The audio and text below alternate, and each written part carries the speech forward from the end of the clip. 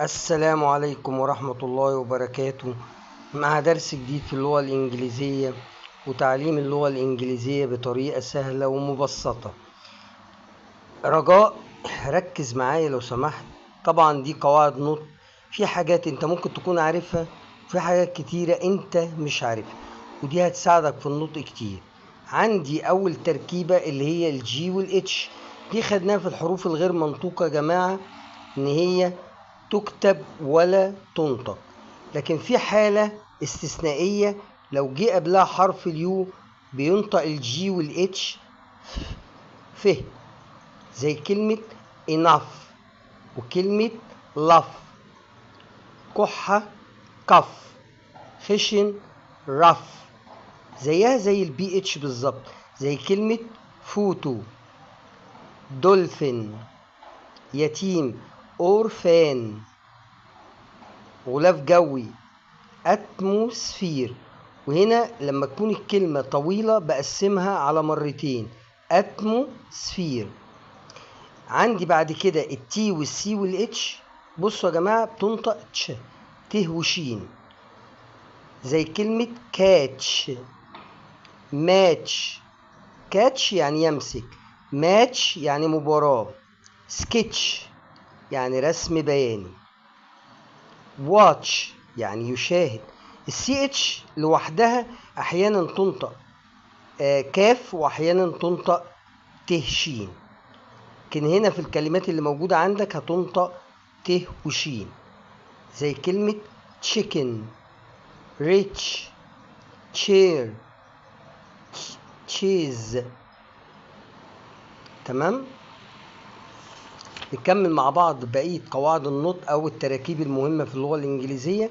طبعا كلكم عارفين إن الاس اتش بتنطق شين، زي كلمة شارب يعني حاد، فريش يعني طازج، شيت يعني ملاية وتيجي بمعنى فرخ. لما أقول sheet of paper يعني فرخ ورق، شب يعني سفينة، شورت يعني قصير. عندي بقى تركيبة جديدة ممكن ما تكونش عارفها ومهمة جدا، السي والاي والاي والسي والاي والاي والسي والاي والاو بتنطق شين برضه، زي كلمة سوشيال يعني اجتماعي، سبيشال خاص، efficient فعال، ancient يعني قديم جدا او عتيق. في برضو تركيبة مهمة تي والاي والاي والتي والاي والاي والتي والاي والاو، التركيبة كده مع بعض بتنطق شين، زي كلمة essential يعني اساسي، patient يعني صبور وتيجي بمعنى مريض. طبعا الكلمة دي طول عمرنا بناخدها في المدارس بس مش عارفين النطق جه منين، اللي هي مصري، Egyptian. يبقى عرفنا النهارده يا جماعة ان السي والاي والاي والسي والاي والاي والسي والاي والاو بتنطق شين. نيجي بعد كده برضو للحاجات في اللغة الانجليزية بتنطق شين، الاس يو والاس اي او ان والاس يو ار اي بينطقوا شين اذا لم يأتي قبلهم حرف ايه متحرك. بص كده، ادي الاس واليو ما جاش قبلها حروف متحركة، يبقى النطق الكلمة شور اكيد. برضو نفس القصة هنا في كلمة سكر، شوجر برضو ما جاش مع قبلها حرف متحرك. كلمة expression، ادي الاس اي او ان جاي قبلها اس حرف ساكن مش متحرك، فنطقتها ايه شين، يبقى expression.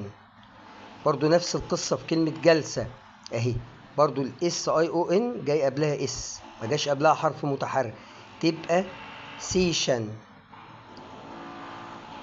نفس القصة بريشر، اكستنشن يعني وصلة. ده كان موضوعنا النهاردة ببعض التراكيب المهمة جدا في اللغة الإنجليزية أو في قواعد النطق في اللغة الإنجليزية. يا رب أكون وفقت، وتوفيقي بالله سبحانه وتعالى. ودي حاجة بسيطة جدا، إن شاء الله المرة الجاية هناخد كم أكبر في تراكيب قواعد النطق لتعليم اللغة الإنجليزية بطريقة سهلة. يا ريت تدعمونا بلايك وسبسكرايب، ويا ريت تشترك في القناة عشان يجيلك كل جديد. والسلام عليكم ورحمة الله وبركاته.